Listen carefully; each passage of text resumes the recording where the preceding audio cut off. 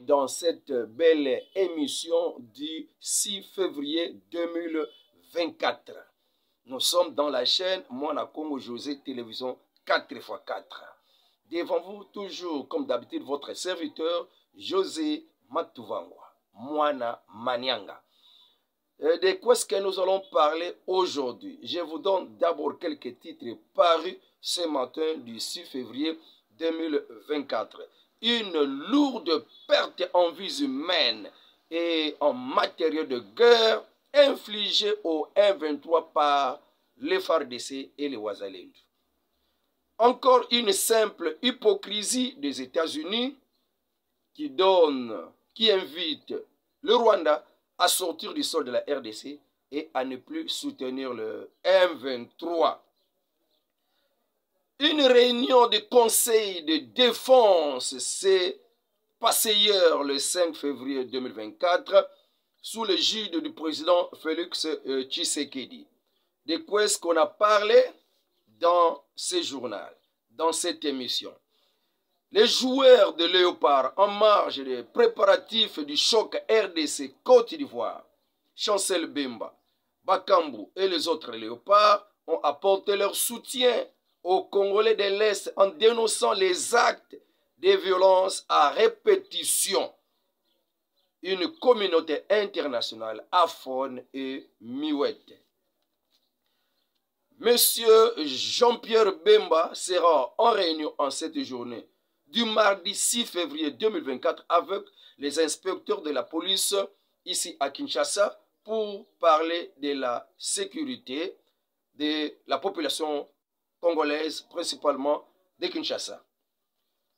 Le comité de sanctions du Conseil de sécurité sera en réunion en cette journée du mardi 6 février 2024. Pourquoi? Pour se pencher sur le rapport des experts de l'ONU qui avait déclaré le Rwanda travailler aux côtés de M23. Sama Lukonde avait introduit un recours au Conseil d'État afin qu'il puisse continuer à assumer ses fonctions pour assurer les affaires courantes. Mais son recours est rejeté par le Conseil d'État. Il est exigé à Sama Lukonde et d'autres membres du gouvernement qui sont élus députés nationaux, etc., de démissionner. Et je crois que Papa Jean-Pierre Bemba assurera la fonction de ministre de la Défense, du Premier ministre et de ministre de l'Intérieur. Le président Poutine, après avoir passé 2 heures du temps, plus de 2 heures du temps, en causerie avec le président Félix Tshisekedi en la journée d'hier, 5 février 2024, le président Poutine a fait une déclaration. Il déclare: je suis préoccupé et je suis la situation de l'Est de la République démocratique du Congo à la loupe. Le président Félix Tshisekedi est très sage quand il avait déclaré le phénomène gagnant-gagnant à tous ceux qui veulent exploiter, qui veulent faire du partenariat avec la République démocratique du Congo. Une bonne chose. Alors, qui es-tu toi qui veut détourner, qui veut s'imposer et commencer à voler les richesses de la République démocratique du Congo? À savoir que ici, à Silkosala, une unité à Sika, en dehors ya ba Wagner wana. À Silkosala, unité moko ya Sika, ya ba militaire, oyo azokosala déjà recrutement, oyo bakosala misala na kati ya Afrika, pona koyeba ko libérer l'Afrique de la domination occidentale. Wana iza likambo ya malamu déjà. Et à savoir déjà que le président Félix Tshisekedi, si déjà a présenté en volonté naïe, Koko Tsamboka ya République démocratique du Congo na kati ya BRICS, parce que tolingi un nouvel ordre mondial. Il y a dominer sur les autres, il y a des pays qui dominent sur les autres, qui imposent les autres, qui exploitent les autres. Wana faut changer. Multipolaire ici koyo. Oza ke mboka nyonso ya makoki ya ko développer ya kotela makambo dango. OK.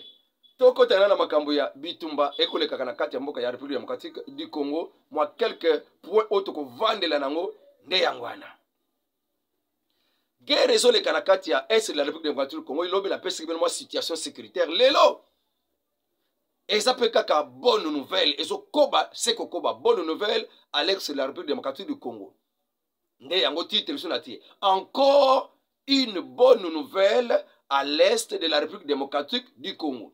Lobi natiaki bonne nouvelle, mais le il a encore une bonne nouvelle à l'est de la République démocratique du Congo sur la situation sécuritaire. Ba frappe ya ba drone pe ya ba Sukhoi 25 et salaki musala nango et na mboka ya mweso pona ko bombarder ba position oyo ya ba M23 et ça que ba ebele ya ba M23 plus une centaine de militaires M23 bar RDF bar UPDF basiliko wa basiliko kufa des blessés et des blessés ba katani makolo baza ebele yango tolobaki la fois parce que na statistique actuelle c'est l'armée rwandaise la première armée oyo eza na bibosono bakoka pe ba handicapé koleka à partir ya guerre ya RDC nde ezokomisa bango bongo. Alors baselaki kosala ba bombardement ba hélicoptère na biso ba Sukhoi na biso pe ba drone na biso e bandaki kuna na kati ya mweso pe na ba mboka mosusu oyo ya nzinga lokola ba Kashiru pembeni ya Nyanzale mboka wana Kashiru pembeni ya Nyanzale pe eke na mboka ya Niangera kuna pe ba frappe elekaki kuna pre ya kiwanja Nyongera pre ya kiwanja na frappe elekaki Kilorirwe ba frappe eleki kuna fromagerie na bangomba ya Kanyangoe ok Kanyangoe donc bangomba ya Kanyangoe fromagerie eza kuna ezwaki ba frappe nango na Rumeneti ba frappe ezalaki na Kishanga ba frappe ezalaki na ba chaîne de collines ya Gaza ba frappe ezalaki na ba position militaire ya Bushanga ba frappe ezalaki donc lobi ezalaki ya kosakana te bazwaki ba lourde perte na bango ba M23 RDF les FARDC sont bien déterminés ya koyeba ko bouter dehors ba onyonso bazwa ko tia mobulu na kati ya mboka ya République démocratique du Congo.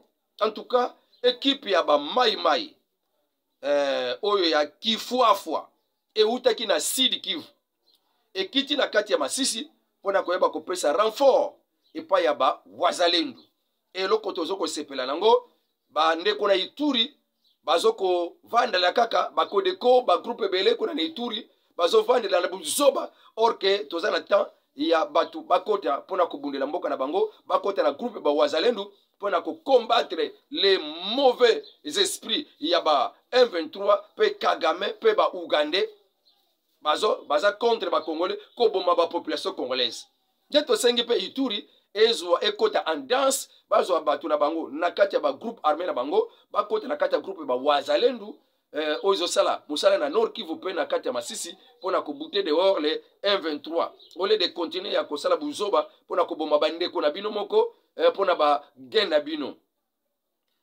balobi aucune colline de Goma sans FARDC. Les M23 sont encerclés dans toutes leurs positions.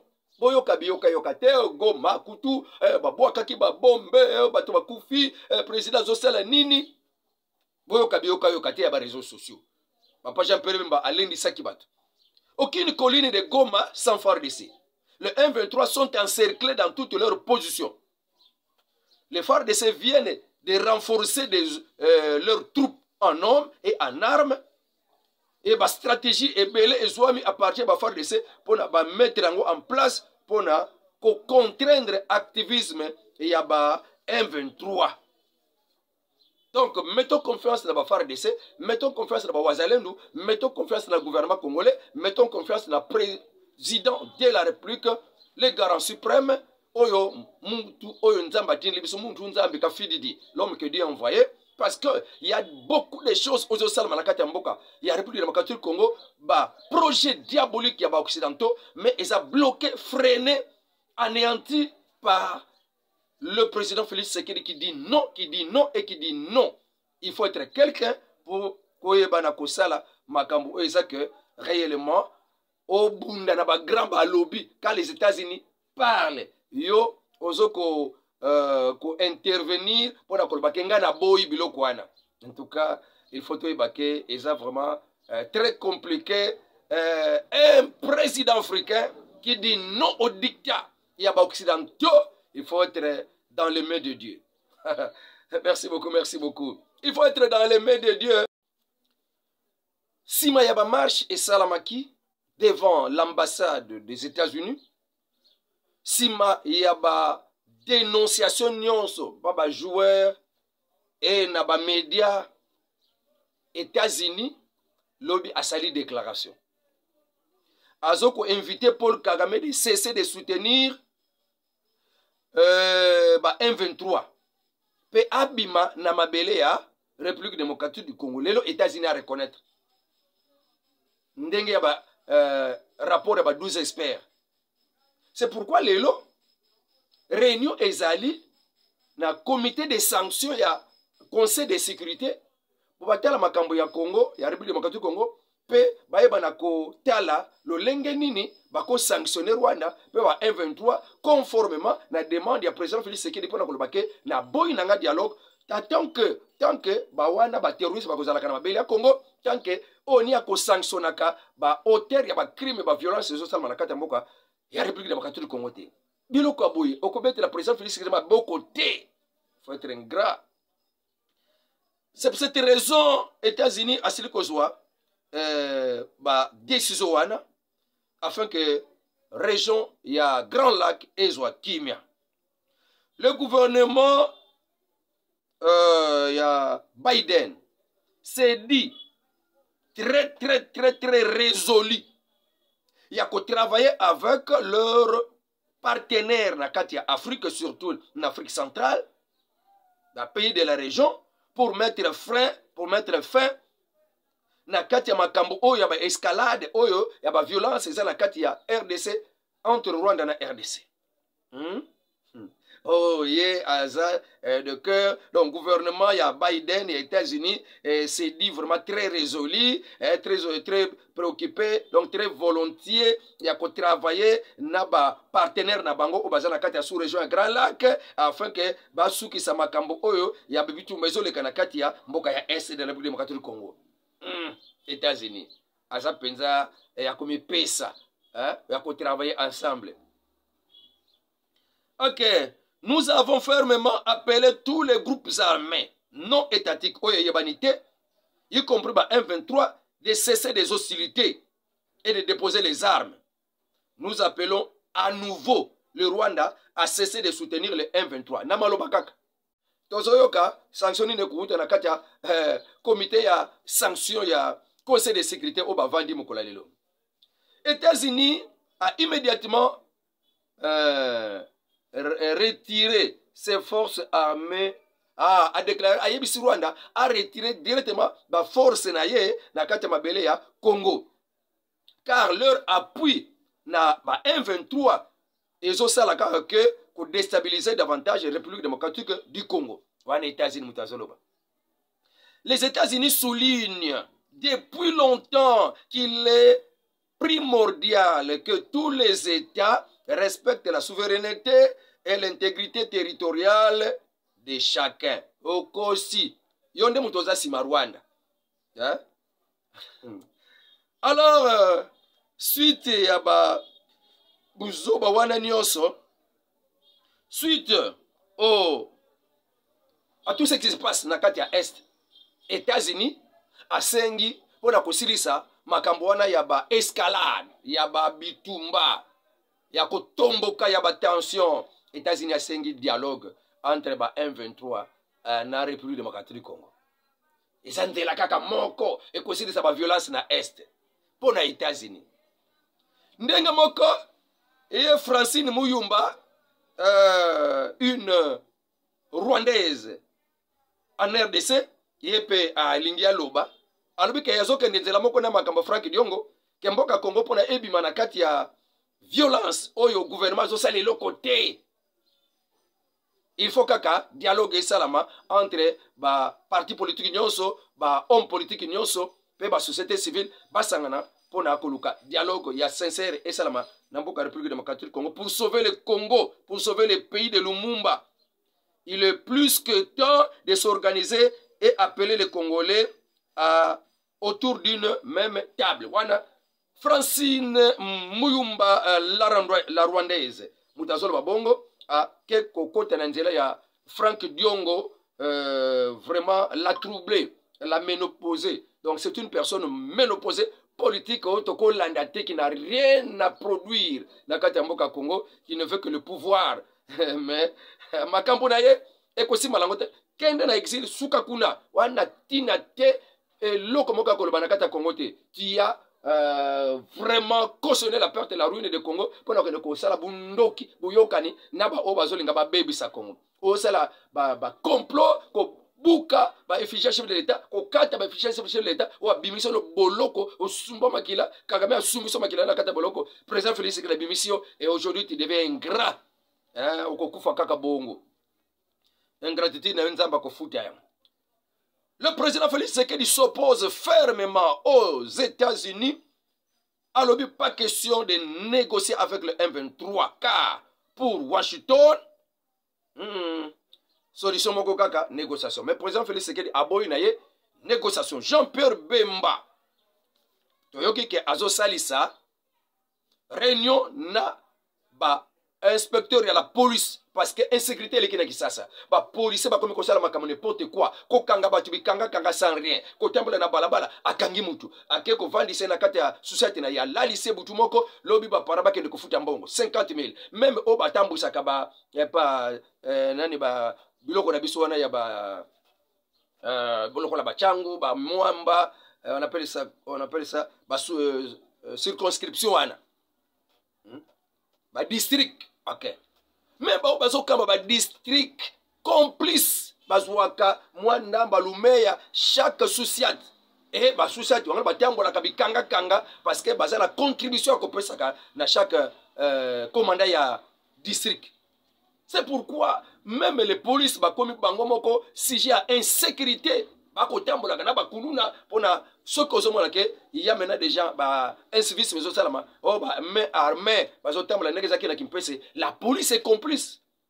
Il faut maintenant instruire le coach ordre papa Jean-Pierre Bemba lokola Peter Kazadi alongwe akoka kite coach ordre na côté la police papa Yomoko Zuma Kambo amène le côté ministre intérieur tia ordre na kati la police. Il y a des inciviques na ba souciat bazoko sala vraiment désordre et insécurité. Et ça surtout causé na ba la police bazangi notion il y a la police. Il faut quand même une code de la police pour policier alanda cours à comme peut-être moi à niveau supérieur à ebi qu'est-ce que la vie humaine à quoi pour respecter l'être humain mais makamba salaka en tout cas réunion il y a conseil supérieur de la défense présidé hier lundi le 5 février 2024 par lui-même le président Félix Tshisekedi à la cité de l'Union africaine. Alors, mise au point, et Salamaki n'a pas Jean-Pierre Bemba, après avoir fait le tour, il y a horizon, il y a ma question militaire et sécuritaire et opérationnelle, conseil à sécurité wana et à défense, conseil à défense, et lancer un message à la population congolaise, batika kolanda, ba réseaux sociaux, bango, baza penza, kwa sire biso ke FARDC, eza wana pona kwa sire protection ya Goma, ko bimisaba M23 bisikano so bango ba vandeli assurant que la ville de Goma ne tombera pas. L'armée est mise en contribution à Sélignon sur Sengeli à Katia Makamunion à l'œuvre pour récupérer le territoire occupé par M23. Il faut se méfier des spéculations dans les réseaux sociaux. On a des radio trottoir pour créer un certain piscose, pour créer la peur, pour déranger l'esprit, Goma, le côté. Nous sommes sur les réseaux sociaux. Goma est sous protection, il y a FARDC. alors basenga qui est pas président Félix Sekedi alongola makambwana oh soki ba su traître moko na armée bakangie kaka oh 20 ans de prison 20 ans de prison 20 ans de servitude pénale quand non bango balobi ba proposer pas président que il faut ba ndako kende sukona pendaison bon basengi nini natanga ngo kapo demande au président d'enlever le moratoire sur la peine capitale pour les traîtres dans l'armée. Hein? Traîtres dans la armée. Le conseil de défense réclame à Félix Tshisekedi à exécuter la peine de mort contre les traîtres dans l'armée et demande la levée du moratoire sur la peine de mort pour le cas de haute trahison. Ok, on a information et puis ça me la journaux déjà sur Katumbi alobili pe makambo agression ya Est. Katumbi alobi nini sur l'agression de l'Est? Katumbi déclare que le gouvernement le régime de Tshisekedi a seulement cherché le pouvoir pour le pouvoir, mais incapable de gouverner dans l'intérêt du bien-être du peuple congolais. Dans son compte X, alors que chaque jour qui passe, le peuple est plongé dans les larmes, l'insécurité, la famine, les lamentations. Mais nous, nous sommes appelés à poursuivre la lutte par la libération de la misère, de la mauvaise gouvernance de Tshisekedi.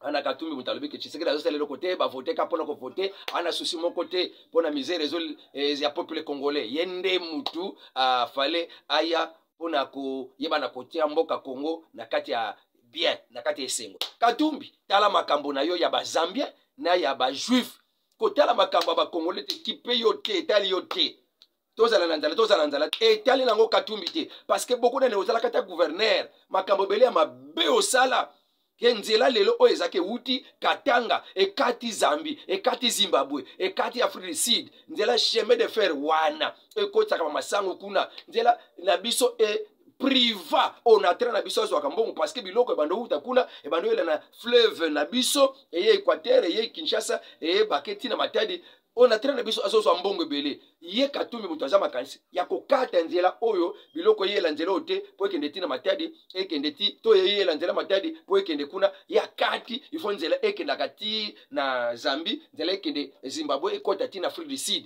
po na intérêt na ye po ba on a train bamboka na hizo mbongo ba on a train biso hizo mbongo te. Katumbi qui a fait ça. Katumbi lelo na ba entreprise na ye batu bazo lela boye Katumbi yazo kanisa ke yende mutakotia kimia la kata Congo. Katumbi te biso ke tala makambo na yo ko tala makambo Congo te. Tu n'as jamais été un Congolais et les affaires du Congo et tali payoté. Le président Félix Tshisekedi est un choix de Dieu pour na ko mema délivrance la kata Congo. Yo Katumbi oké kondima offre ya ba occidentaux pour na ko panza Congo.